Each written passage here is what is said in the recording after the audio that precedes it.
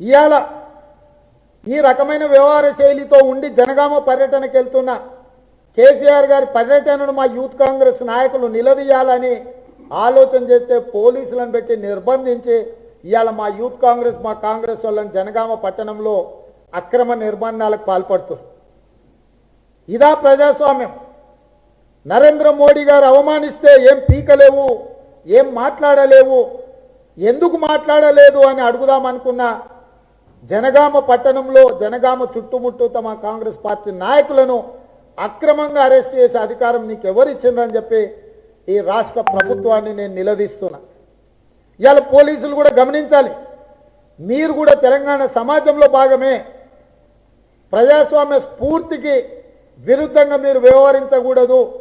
ఇలా వ్యవహరించే పోలీసులు తగిన మూల్యాన్ని చెల్లించాల్సిన పరిస్థితి వస్తే రోజులు లెక్క పెట్టుకోండి. కేసీఆర్కు దినాలు దగ్గర పడ్డాయి. టీఆర్ఎస్ అధికారం కోల్పోయిన తర్వాత టీఆర్ఎస్ కాదు కదా, దేవుడు కూడా మిమ్మల్ని కాపాడలేదు. పోలీస్ మిత్రులారా, మీరు అన్యాయంగా అక్రమ నిర్బంధాలకు పాల్పడకండి.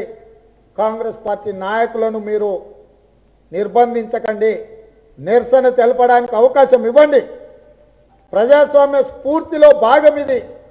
హాయ్ ఫ్రెండ్స్, మా టుడే టుమారో యూట్యూబ్ ఛానల్ చూస్తున్నందుకు చాలా థ్యాంక్స్. మరిన్ని లేటెస్ట్ వీడియోస్ కోసం వెంటనే సబ్స్క్రైబ్ చేయండి. అలాగే ఈ బెల్ ని కూడా రింగ్ చేసేయండి. మా నోటిఫికేషన్స్ అన్ని మీ మొబైల్లో వస్తాయి.